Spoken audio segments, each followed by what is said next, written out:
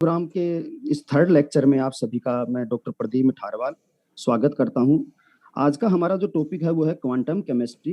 But quantum chemistry में भी हमारा जो स्पेशल एम्फेसिस रहेगा वो रहेगा श्रोडिंगर वेव इक्वेशन पे। तो श्रोडिंगर वेव इक्वेशन को पढ़ने से पहले हम थोड़ा सा इस चैप्टर को एक बार थोड़ा रिफ्रेश कर लेते हैं, पुरानी चीजें पढ़ लेते हैं ताकि हमें थोड़ा सा अनकंफर्टेबल फील ना हो। तो बच्चों, सबसे पहले हमारे सामने एक सवाल आता है कि आखिर क्वांटम मैकेनिक्स की आवश्यकता क्यों पड़ी। तो क्वांटम मैकेनिक्स की आवश्यकता इसलिए पड़ी क्योंकि न्यूटन ने जो अपने क्लासिकल मैकेनिक्स के जो रूल दिए थे वो रूल्स छोटे पार्टिकल्स के ऊपर अपने रिजल्ट सही नहीं दे रहे थे। तो इस वजह से हमें क्वांटम मैकेनिक्स की आवश्यकता पड़ी। तो बच्चों, कौन कौन से ऐसे फिनोमिनास थे जो ये प्रूव करते हैं कि क्वांटम मैकेनिक्स छोटे पार्टिकल के ऊपर अप्लाई नहीं होती या उनके लिए सुटेबल नहीं है।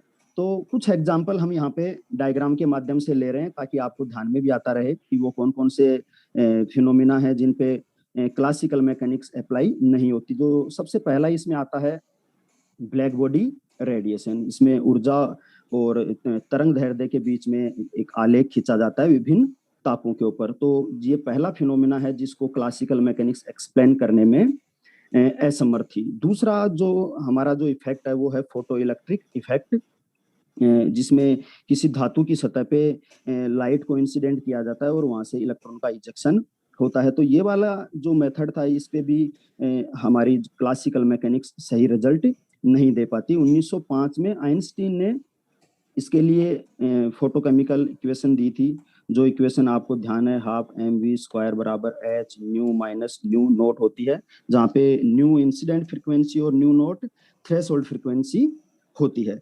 तीसरा जो इम्पोर्टेंट जो फिनोमिना है वो है क्रॉम्पटन इफेक्ट, जो 1923 में होली कॉम्पटन के द्वारा दिया गया था। इसमें भी एक टारगेट इलेक्ट्रॉन पे इंसिडेंट फोटोन को अप्लाई किया जाता है और फोटोन स्कैटर्ड होता है जिसमें उसकी वेवलेंथ डिक्रीज हो जाती है और इलेक्ट्रॉन रिकॉइल होता है, जिसकी एक इक्वेशन आपके सामने दे रखी है, जिसको डेल्टा लेमडा यहाँ पे हम कहते हैं इसको कॉम्पटन शिफ्ट। ये equation H upon M C one minus cos theta, इसको अगर अभी हम साइन की फॉर्म में लिखेंगे तो इसको हम इस तरीके से लिख देंगे, साइन स्क्वायर थीटा बाई 2। तो ये भी एक इसकी अल्टरनेट फॉर्म होती है। बच्चों, तीसरा जो फिनोमिना है वो है लाइन स्पेक्ट्रा। बोर ने अपना हाइड्रोजन का स्पेक्ट्रा दिया था। क्लासिकल मैकेनिक्स कहती है कि एटम का जो स्पेक्ट्रा होता है वो कंटिन्यूअस होता है, बट बाद में जब एक्सपेरिमेंट से प्रूव हुआ कि इस कंटिन्यूअस स्पेक्ट्रा में कुछ लाइनें आती हैं। ये लाइनें क्यों आती हैं, क्लासिकल मैकेनिक्स के द्वारा हम इसको भी एक्सप्लेन नहीं कर सकते। पांचवा और जो सबसे इम्पोर्टेंट जो फिनोमिना है ये एमएससी के सिलेबस में भी है, emitting of alpha particles from the nucleus. Nucleus से अल्फा पार्टिकल्स इमिट होते हैं। रेडियो एक्टिविटी में भी हम इसको स्टडी कर चुके हैं। किसी भी नाभिक से अल्फा पार्टिकल को बाहर निकलने के लिए कम से कम 200 मेगा इलेक्ट्रॉन वोल्ट की एनर्जी चाहिए, जबकि अल्फा पार्टिकल के पास जो एनर्जी होती है वो होती है लगभग 8 मेगा इलेक्ट्रॉन वोल्ट की। फिर भी ये अल्फा पार्टिकल न्यूक्लियस से बाहर आ जाते हैं। क्यों आ जाते हैं, इसका एक्सप्लेनेशन भी हम क्लासिकल मैकेनिक्स के द्वारा नहीं देख सकते। इसके लिए एक नया कॉन्सेप्ट आया था, concept of quantum mechanical tunneling, जो कि क्वांटम मैकेनिक्स की ही एक एडवांस टेक्निक जो वेव मैकेनिक्स है उसके आधार पे इसको समझाया गया था। इसको आगे की हम क्लास में इसको देखेंगे। तो क्वांटम मैकेनिक्स क्या होती है बच्चों? क्वांटम मैकेनिक्स वो होती है जो सब एटॉमिक पार्टिकल्स के ऊपर अप्लाई होती है, जैसे अपना इलेक्ट्रॉन प्रोटॉन जो छोटे पार्टिकल होते हैं, और ये प्लांक की क्वांटम थ्योरी के ऊपर बेस्ड है। प्लांक ने जो क्वांटम सिद्धांत दिया था अभी हम उसको थोड़ा सा हाईलाइट करेंगे।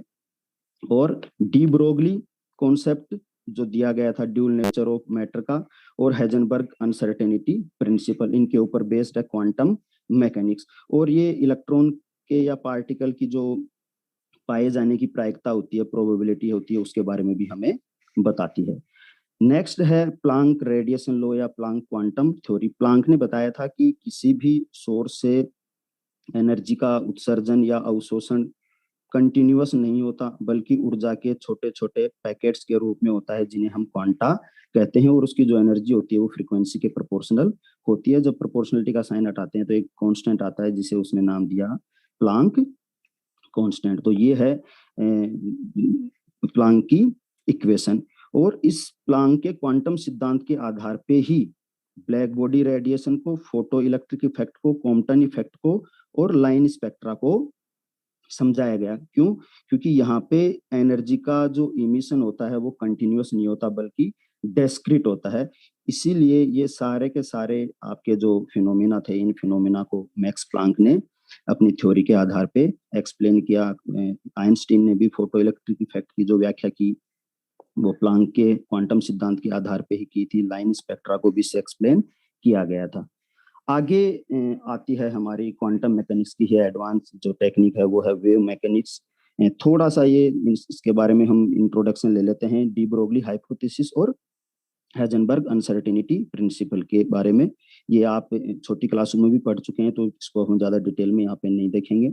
डी ब्रोगली ने वेव पार्टिकल ड्यूलिटी का जो कॉन्सेप्ट दिया था, उन्होंने कहा था कि कोई भी जो गतिशील द्रव्य कण होता है उसके साथ में एक वेव एसोसिएट होती है, अर्थात वह कण और तरंग दोनों की तरह व्यवहार करता है। और उसने एक अपनी प्रसिद्ध समीकरण दी, लेमडा बराबर एच अपॉन पी, जहाँ पे लेमडा बराबर एफ पी की जगह पे हम एम भी रख सकते हैं। तो ये इक्वेशन हो गई हमारे पास में लेमडा बराबर एच अपॉन एम वी। आगे श्रोडिंगर जब इक्वेशन हम देखेंगे तो वहां पे हम इस इक्वेशन को यूज करेंगे, इसलिए इसको हमने थोड़ा सा देख लिया। नेक्स्ट वेव मैकेनिक्स में ही है हेजनबर्ग का अनसर्टेनिटी का प्रिंसिपल।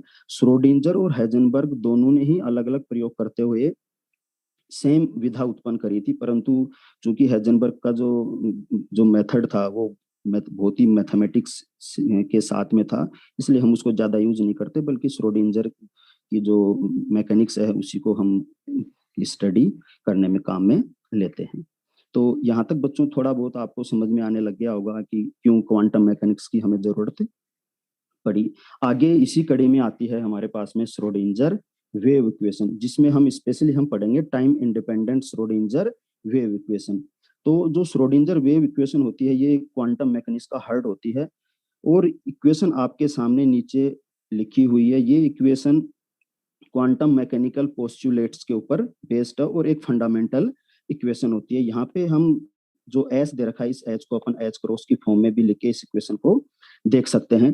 तो श्रोडिंगर ने क्या कहा कि किसी भी एटम के अंदर न्यूक्लियस के चारों तरफ जो इलेक्ट्रॉन मूव करता है वो मूवमेंट के दौरान स्टैंडिंग वेव बनाता है। जिस तरीके से रस्सी में या तने हुए तार में वेव बनती है, उसी तरीके से इसमें भी वेव बनती है। और स्टैंडिंग जो वेव होती है, उस स्टैंडिंग वेव की जो इक्वेशन होती है वो इक्वेशन होती है साई बराबर ए साइन के एक्स। जैसा अपन क्लासिकल मैकेनिक्स में भी देखते हैं, ए साइन के एक्स लिखा जाता है। यहाँ पे y की जगह पे सिंपल हमने यहाँ पे वेव मैकेनिक्स में साई रख लिया है। के यहाँ पे एक कांस्टेंट है जिसकी जो वैल्यू होती है वो होती है ए साइन 2 पाई बाई लेमडा, और ये आ गया हमारे पास में यहाँ पे x के कांस्टेंट है। साई एम्पलीट्यूड को ही रिप्रेजेंट करता है और ए मैक्सिमम एम्पलीट्यूड है। अब इस इक्वेशन को मैं यदि डबल डिफरेंशिएट कर दूं, डबल डिफरेंशिएट, तो मेरे पास जो इक्वेशन आएगी, इसको पार्शली डिफरेंशिएट करते हैं तो यह आ जाएगा del square psi upon del x square. X के रेस्पेक्ट में कर रहा हूँ इसका मैं डबल डिफरेंशिएट, तो इक्वेशन आएगी minus A 4 pi square upon lambda square sine 2 pi by lambda x. ये हो गई हमारी इक्वेशन 2।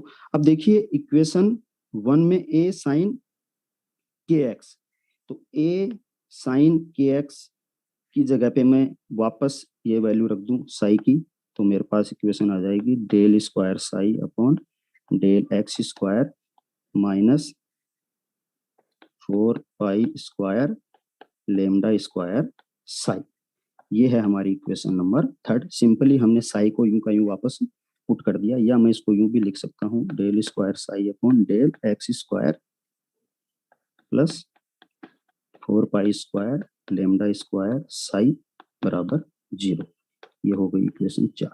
बच्चों ये वाली जो इक्वेशन है, ये इक्वेशन माइक्रोस्कोपिक पार्टिकल या जो सब एटॉमिक पार्टिकल होते हैं, इलेक्ट्रॉन प्रोटॉन, उनके ऊपर अप्लाई होती है। अब हमें पता है कि जो टोटल एनर्जी होती है वो टोटल एनर्जी होती है kinetic energy plus potential energy. तो यहाँ से मैं काइनेटिक एनर्जी को ले लेता हूँ, तो ये हो जाएगी हमारे पास में total energy minus potential energy, और इसको दे देते हैं अपन इक्वेशन नंबर 5। अब काइनेटिक एनर्जी होती है, वो होती है हाफ mv²। यदि मैं इसको ऊपर नीचे m से मल्टीप्लाई कर दूं तो इक्वेशन कुछ इस तरीके से हो जाएगी m² v²/2m।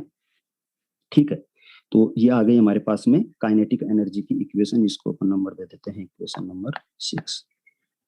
अब देखिए बच्चों, डी ब्रोगली हाइपोथेसिस अभी आपने देखा। डी ब्रोगली के अनुसार लेमडा बराबर होता है h/p। p की जगह पे मैं रख देता हूँ mv, जहाँ पे m मास है और v velocity, h Planck constant है। और इसको हम इस तरीके से भी लिख सकते हैं, λ² बराबर h² v²। यहाँ से आप m² v² की वैल्यू अगर निकाल लेंगे तो ये आ जाएगी h²/λ²। ये होगी आपकी इक्वेशन नंबर 7। अब इस m² v² की वेलोसिटी आप इसमें पुट करके इसका जो मान है वो मान आप निकाल सकते हैं। तो ये मान हमारे पास में आ जाएगा काइनेटिक एनर्जी बराबर h²/2m λ², और ये हो गई हमारी इक्वेशन नंबर 8। अब काइनेटिक एनर्जी की जो वैल्यू अभी आपने निकाली E माइनस यू, तो इक्वेशन 5 से यहाँ पे काइनेटिक एनर्जी की वैल्यू रख दीजिए आप E माइनस यू h²/2m λ²। अब यहाँ से हमें लेमडा की वैल्यू निकालनी है, क्योंकि हमारी जो इक्वेशन है ये वाली 4 इक्वेशन, इसमें लेमडा टर्म आ रहा है और इसमें वहां से लेमडा की वैल्यू निकाल के उसमें हम पुट कर देंगे।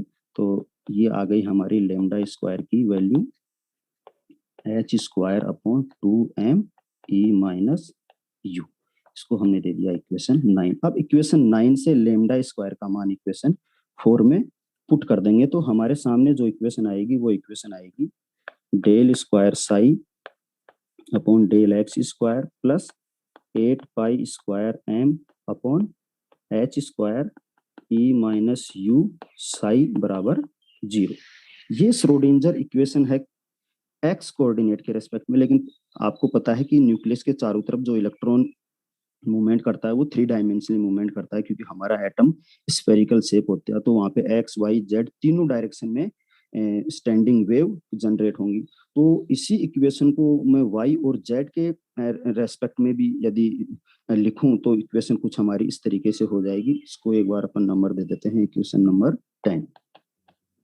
तो नई जो इक्वेशन हमारे सामने आ जाएगी वो आ जाएगी हमारी del² psi upon del x² plus del² psi upon del y² plus del² psi upon del z² plus 8π²m upon h² E minus U Sai बराबर 0।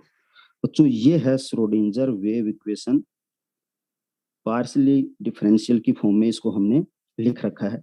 अब यहाँ पे हम क्या करेंगे, इस इक्वेशन के अंदर साई को हम सेपरेट कर लेते हैं। तो साई को जब हम सेपरेट करेंगे तो हमारे सामने आएगा del² upon del x² plus del² upon del y² plus del² upon del z², और ये आ गया साई यहाँ पे बाहर plus 8π²m upon h² E minus U Sai बराबर 0। ये वाली जो क्वांटिटी होती है ये एक ऑपरेटर के द्वारा रिप्रेजेंट की जाती है, जिसका नाम आपने सुन रखा है लाप्लासियन ऑपरेटर। तो ये होता है del² और ये साई यू का यू लिख दिया मैंने प्लस 8π²m अपॉन h² और E minus U psi equal to 0।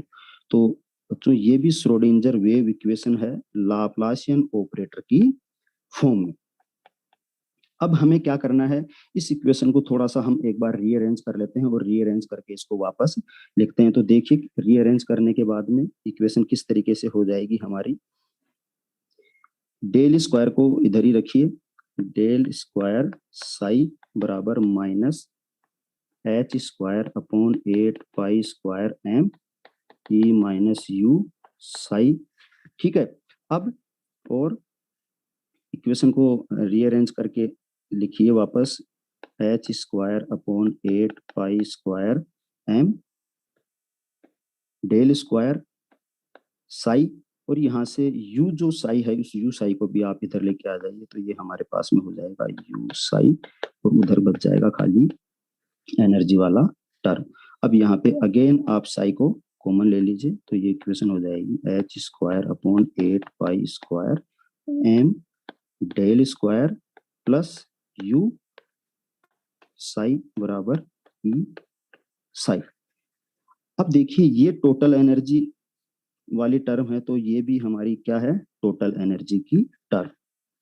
इसमें पोटेंशियल एनर्जी दे रखी है, ये तो जो एक अलग जो पार्ट बच गया वो निश्चित रूप से काइनेटिक एनर्जी वाला पार्ट है, क्योंकि हमने अभी देखा है कि टोटल एनर्जी बराबर होता है kinetic energy plus potential energy. तो जब ये पोटेंशियल एनर्जी है तो ये काइनेटिक एनर्जी होगी, और टोटल एनर्जी को हम एक नए ऑपरेटर के द्वारा लिख सकते हैं जिसका नाम होता है हैमिल्टोनियन ऑपरेटर। तो मैं इसको लिख देता हूं एच साई, यूं का यूं आ जाएगा अपना, और ई साई।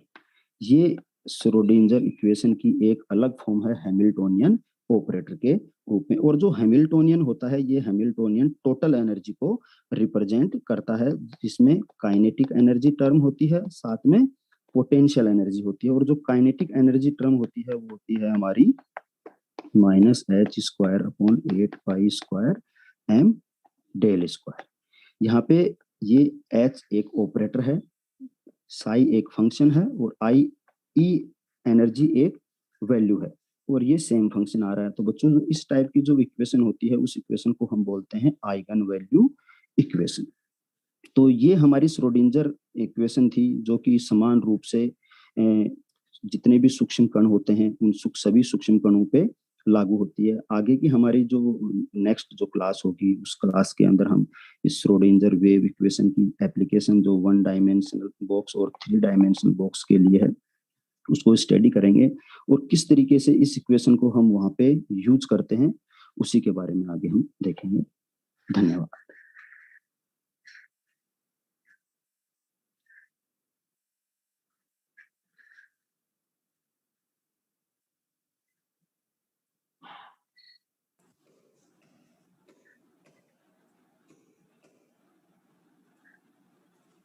Thank you.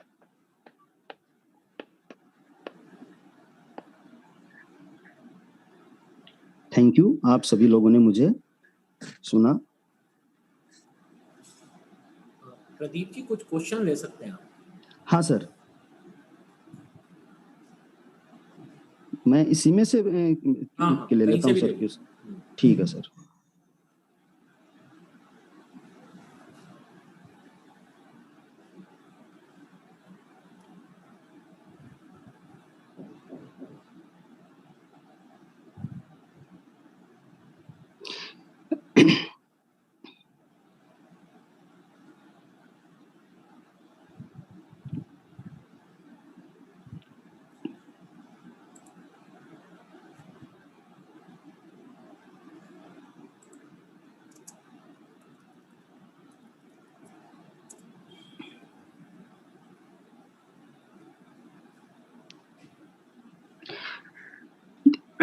देखिए बच्चों, आप एक क्वेश्चन आप यहाँ से बता सकते हैं कि ये इसमें हम जो फोटो इलेक्ट्रिक इफेक्ट में जो मेटल लेते हैं वो कौन कौन सी मेटल हम फोटो इलेक्ट्रिक इफेक्ट के लिए ले सकते हैं।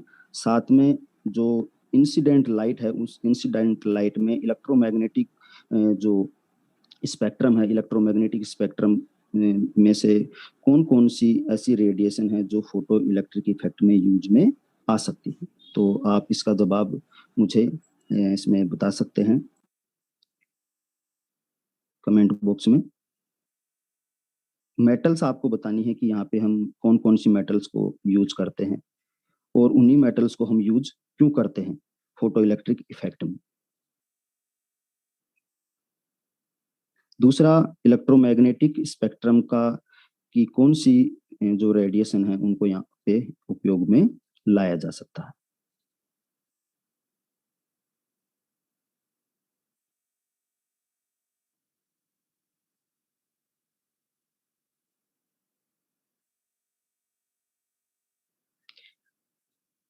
एक जो कॉम्पटन इफेक्ट होता है, कॉम्पटन इफेक्ट के अंदर ऊर्जा के कौन से नियम को यहाँ पे उपयोग में लिया जाता है? आपने ऊर्जा के काफी रूल्स पढ़े हैं, उनमें से कौन सा एक रूल है वो जो हम कॉम्पटन इफेक्ट में उपयोग में ले सकते हैं?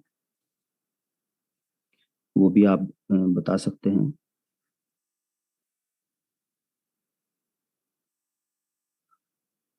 एक जो इमिशन है होता है अल्फा पार्टिकल का किसी भी न्यूक्लियस से, उस अल्फा पार्टिकल का इमिशन न्यूक्लियस से बाहर क्यों हो जाता है? ऐसी क्या मैकेनिज्म यहाँ पे अप्लाई होती है जिसकी वजह से अल्फा पार्टिकल न्यूक्लियस से बाहर निकल जाता है, जबकि उसको बाहर निकलने के लिए जो एनर्जी होती है वो एनर्जी काफी ज्यादा होती है, फिर भी ये पार्टिकल यहाँ से निकल के यहाँ बाहर न्यूक्लियस के आ जाता है?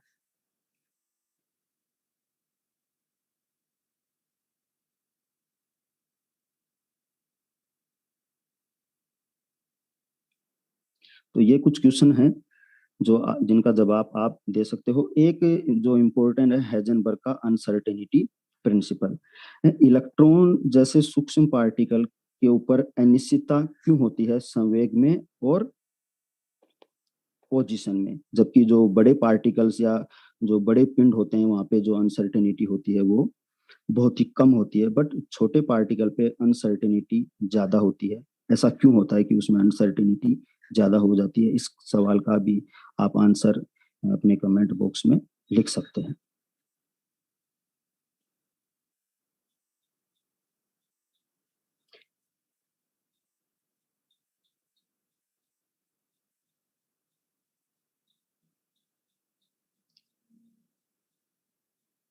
एक बच्चों एक जो इंटरेस्टिंग चीज है वो है एच क्रॉस।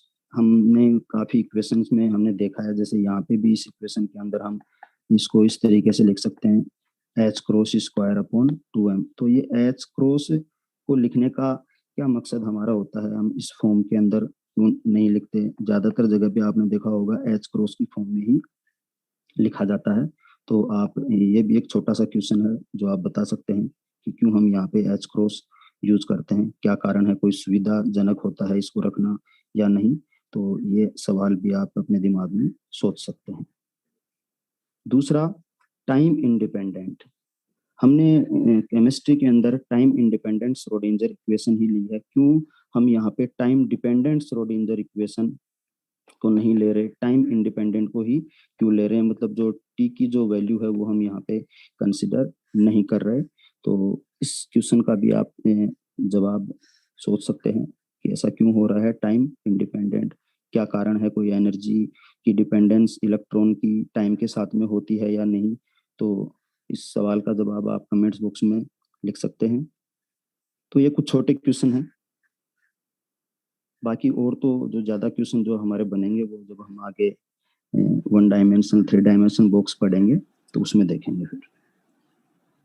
सर एक कमेंट बॉक्स में पूछा है मैकेनिकल टनलिंग के बारे में। मैकेनिकल हाँ tunneling. Yes sir, yes sir, मैं बता उसको देता हूँ बता। Sir. Yes sir,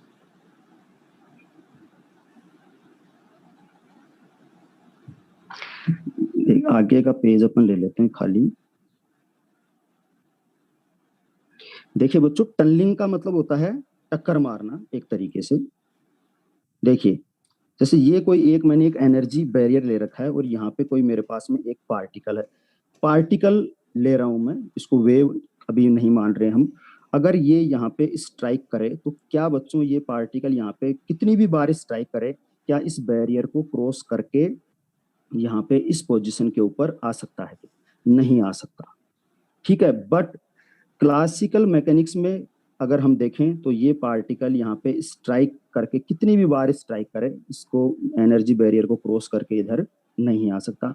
but quantum mechanically ये पॉसिबल होता है कि ये वाला पार्टिकल यहाँ इस बैरियर को क्रॉस करके इस तरफ आ सकता है। क्यों? क्योंकि जो वेव मैकेनिक्स होती है, वेव मैकेनिक्स में आपको पता है जो पार्टिकल है वो वेव की तरह भी बिहेव करता है, तो इसमें यहाँ पे वेव बनती हैं। तो इस वजह से ये इस एनर्जी बैरियर को क्रॉस करके इस तरफ आ जाता है। इसी को हम बोल देते हैं क्वांटम मैकेनिकल टनलिंग। इसीलिए न्यूक्लियस में से जो अल्फा पार्टिकल होते हैं वो बाहर आ जाते हैं। एनर्जी बैरियर काफी ज्यादा है अल्फा पार्टिकल के लिए इसको क्रॉस करना, बट चूंकि ये एक वेव की फॉर्म में भी वर्क करता है पार्टिकल, जो मूविंग पार्टिकल होता है, जैसा कि डी ब्रोगली ने बताया था, तो इस वेव की वजह से ये इस बैरियर को क्रॉस करके बाहर आ जाता है। तो ये था हमारा क्वांटम मैकेनिकल टनलिंग के बारे में। सर एक ये साई में प्लस और माइनस भी पूछ रहे हैं। साई के अंदर जो वेव में प्लस और माइनस के बारे में। हाँ, यस सर। देखिए बच्चों, जो साई होता है, साई एक तरीके से एम्पलीट्यूड को ही रिप्रेजेंट करता है। जैसे कोई एक स्टैंडिंग वेव मैं यहाँ पे बना रहा हूँ इस तरीके से, ये आगे भी कंटिन्यू चलती रहेगी। तो यहाँ पे एम्पलीट्यूड हमारा पॉजिटिव डायरेक्शन में है, तो यहाँ पे जो साई की वैल्यू होगी वो होगी हमारी पॉजिटिव, और यहाँ पे हमारी जो साई की वैल्यू होगी वो नेगेटिव। लेकिन वेव फंक्शन साई कभी भी नेगेटिव नहीं हो सकता, इसलिए हमने आगे जो प्रोबेबिलिटी डेंसिटी होती है उसका कॉन्सेप्ट आता है, क्योंकि जो इलेक्ट्रॉन की जो पाए जाने की प्रायिकता होती है, प्रोबेबिलिटी होती है, वो कभी भी नेगेटिव में नहीं हो सकती। तो फिर वहां पे हम साई स्क्वायर को यूज करते हैं, और जो ग्राफ होता है इसका स्टैंडिंग वेव का, वो कुछ इस तरीके से बना देते हैं। तो यहाँ पे फिर हमारा जो साई होता है वो साई हो जाता है पॉजिटिव। तो इस तरीके से इसका साइन प्लस और माइनस हो सकता है।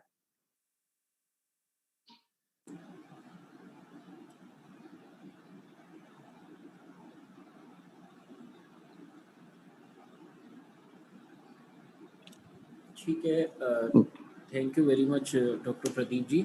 बच्चों के लिए एक इन्फॉर्मेशन है कि आपकी रेगुलर क्लासेस मंडे से सैटरडे तक चलेगी। कल भी आपकी क्वांटम केमिस्ट्री की दूसरी क्लास होगी, और आपके जो क्वेश्चंस हैं जो आपने कमेंट बॉक्स में लिखे हैं, कुछ तो जैसे आज ले लिए गए हैं, कल भी आप लिख सकते हैं, और पिछले 2 दिनों में जो आपने लिखे हैं उनके आंसर संडे वाली क्लास में इसी बार ही होंगे, 11 से 11:30 के बीच में। तो आप संडे को क्वेश्चन आंसर के लिए 11 से 11:30 के बीच में जुड़ सकते हैं। उसमें 2 या 3 पैनलिस्ट बैठ करके आपके सारे क्वेश्चन जो सेलेक्ट हुए हैं उसका आंसर हम लोग करेंगे। और भी